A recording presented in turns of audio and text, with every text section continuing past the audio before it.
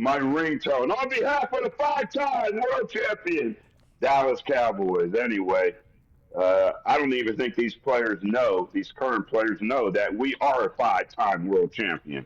You know, they don't count rings; they count dollars. What was Drew? What was the reaction off stage after you said that in 2017 in front of a room full of mostly Eagles fans? Oh, it was crazy. Before I did that, when the commissioner announced me coming up next to make the Cowboys selection, the boos started. By the time he came backstage to tell me, to get ready for this, I said, Commissioner, hey, this is no big deal. I'm used to being booed in Philadelphia. So he said, why don't you just say that? Say that, okay? And so I said it, but I didn't expect it to come out that way. You guys know in the business, when the mic is there, we don't have to yell into the mic. The mic will always pick us up. But that didn't matter in that situation. And then when I went back to the green room, all these former players and current players were giving me a standing ovation. And I thought that was pretty cool. And then I had to get escorted out of there. And then the next morning, I left Philadelphia and went back to Dallas. I get on American Airlines flight, and the pilot says, we don't normally do this, but we have Drew Pearson on this flight, and why don't you all stand up, unbuckle your seatbelt, stand up, and give this guy a standing ovation. So I got a standing ovation on my flight heading back to Dallas, which was pretty cool.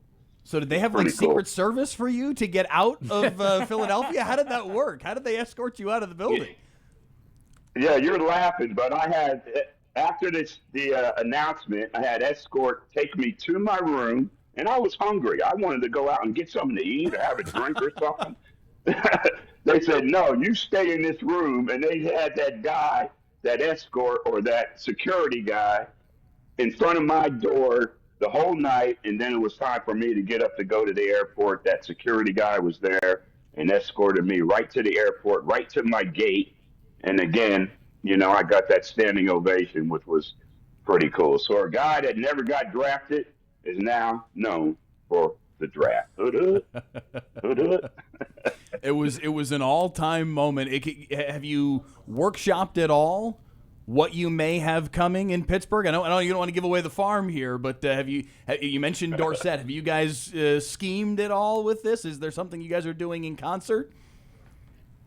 He hasn't, but I have, okay? Tony doesn't know what's coming yet, okay?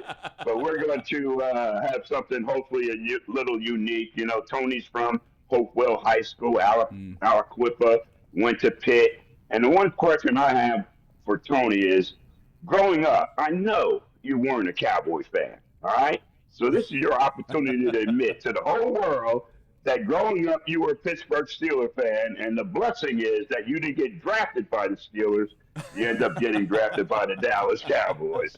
And I told him also, I escorted you for 99 yards in Minnesota for the longest touchdown in NFL history, but don't expect no escorting tonight, okay? Tonight. If he says that, you're going to need another security detail at your hotel in Pittsburgh. Yeah, well, long as Mel Blount is not in the area, I'm okay.